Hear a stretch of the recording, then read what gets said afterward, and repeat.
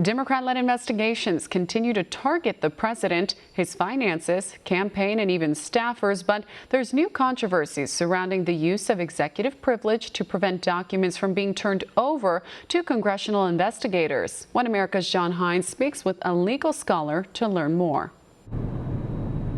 Despite criticism from the majority party in Congress, the president is well within his rights to use executive privilege to shield witnesses and documents.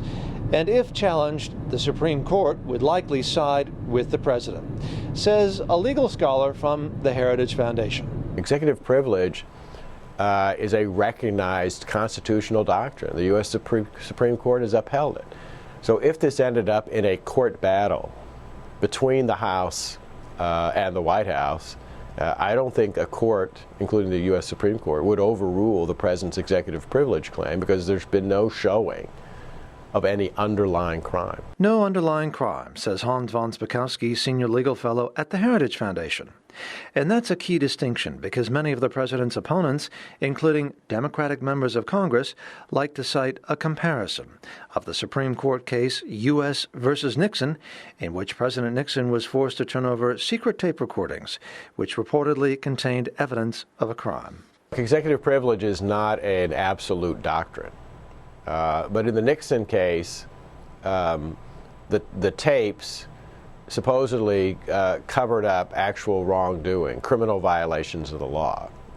There's no such evidence here that there's been a criminal violation of the law. In fact, you have Bob Mueller concluding that there was no criminal violation when it came to the Russian collusion claim. Another misconception put forth by the president's opponents in Congress is that the president waived executive privilege when he cooperated with the Mueller probe, surrendering documents and witnesses, particularly former White House counsel Don McGahn.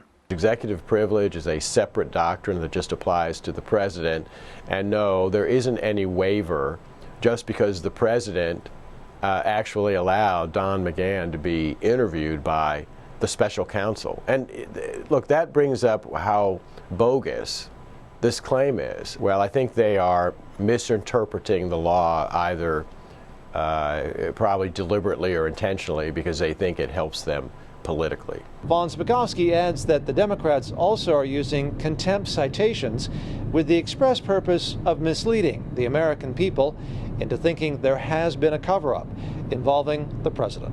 John Hines, One America News, Washington. Want to see more videos like this? Click on the link below and subscribe to One America News on YouTube, and call your cable provider and kindly demand that One America News is added to your lineup. Call and subscribe today.